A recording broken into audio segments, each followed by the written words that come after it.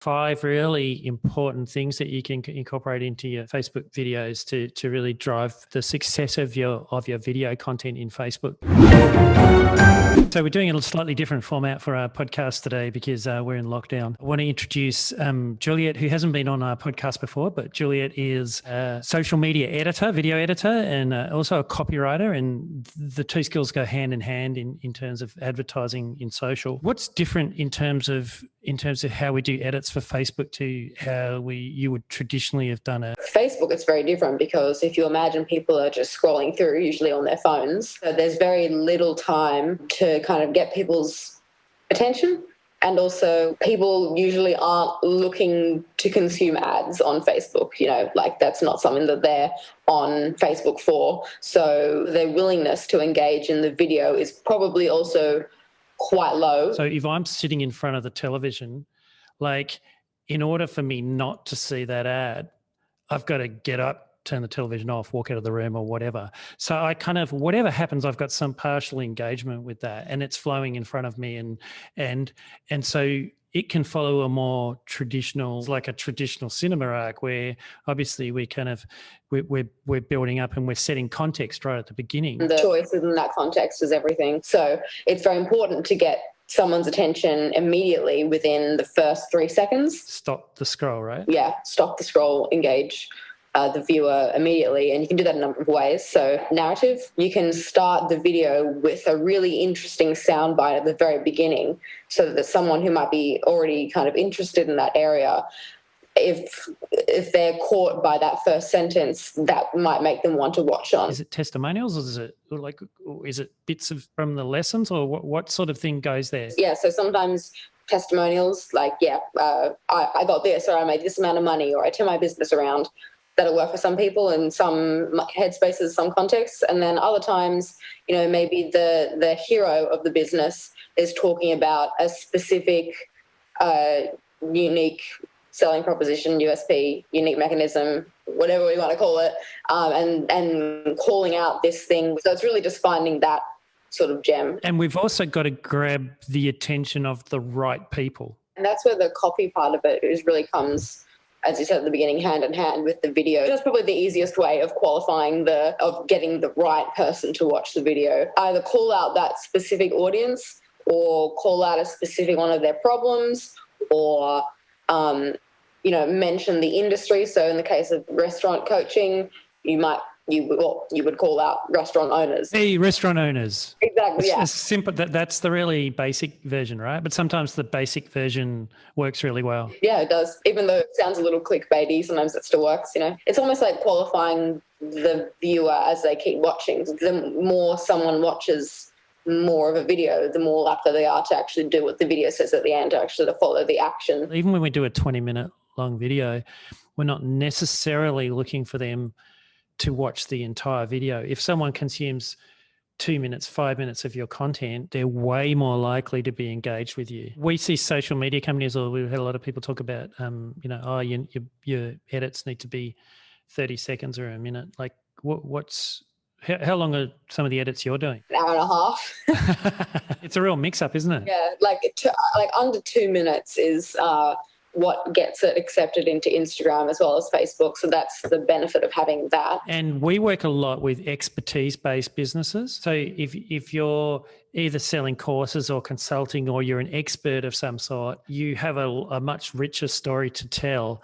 And so the more people are listening to your voice and listening to your expertise. And so that's often what we're doing with a longer format video, is that we get so much more information about them. Because if you think about this in a Facebook video, if you do a 30-second video and then you go into your Facebook data and you go, oh, look, we got a whole bunch of people who watched 50% of a 30-second video. So we got people to watch 15 seconds of a video. Does that tell you a lot about the audience? It actually doesn't. Whereas if you have a 20-minute video and you got a bunch of people that watch even 25% of it, you now know, like, people who've watched five minutes of your video, they are 100% in your audience, 100%.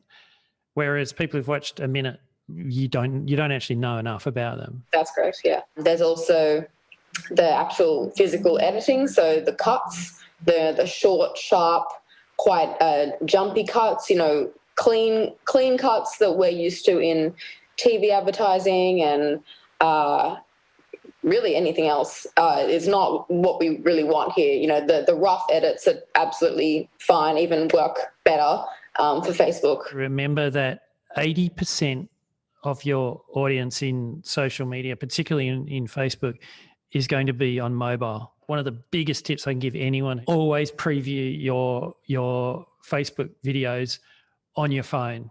And there's a few sort of tricks that we do in terms of making things effective on the small screen. Big text, the majority of them I do a square, so 1:1 ratio. So then there's enough room for the 1080, 1920, horizontal video, and then like enlarged subtitles down the bottom. But that's one of the benefits of the square format. And also because, since most people are just scrolling, they aren't clicking on the video, so they aren't hearing the sound. So subtitles and built-in ones that are bigger are important so that the person can actually read it.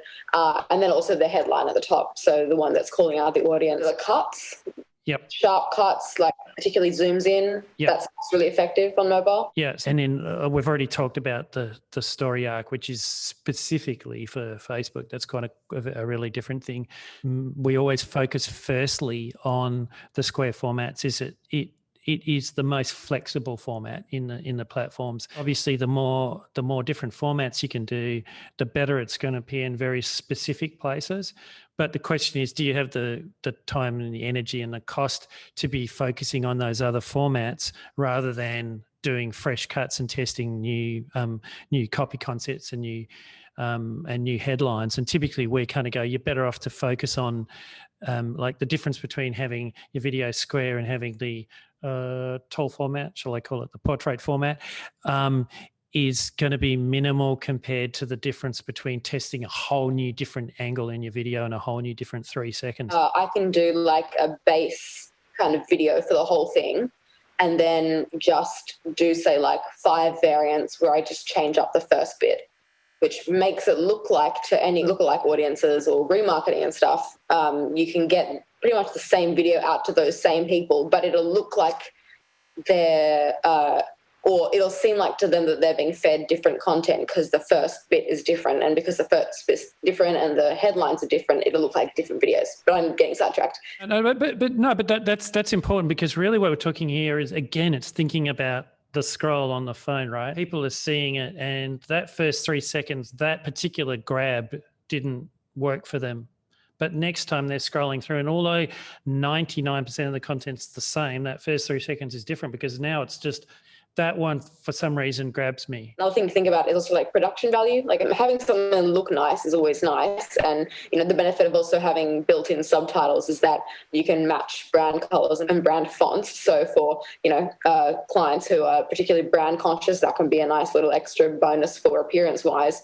But in terms of the quality and the production value of the video, that's not, that shouldn't supersede the content of the video. So even if you have, beautiful 4K, all these beautiful, shots and huge pans in, that's wonderful. And maybe that can be great for getting, grabbing that attention, and I can do stuff with that. But really, if the content isn't there for, either outlining the pitch of the company or maybe the hero story or the benefits, showing how the solution value proposition directly attributed to getting the benefits that maybe an audience wants, without that the actual bread and butter, if you will, of the videos, it just isn't as effective. And we can always reshoot. It's just a matter of getting the initial kind of nuts and bolts. I think that's a really good point, because, if you can get really well shot content, fantastic, cool. We can definitely work with that.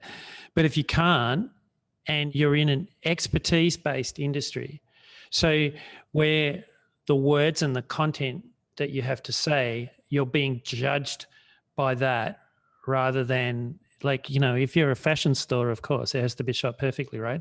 But the quality of the shoot isn't as important. We're not saying it's not important. And over time, you can test and you can go to high quality. But initially, you can actually shoot a lot of this stuff in 4K on an iPhone with the right lighting, and you can get really well performing videos. And we've seen that done, and it's a good way to test out a concept. We can work some magic on it, even with the content's not perfect. What we do ask for is really good audio. Yeah.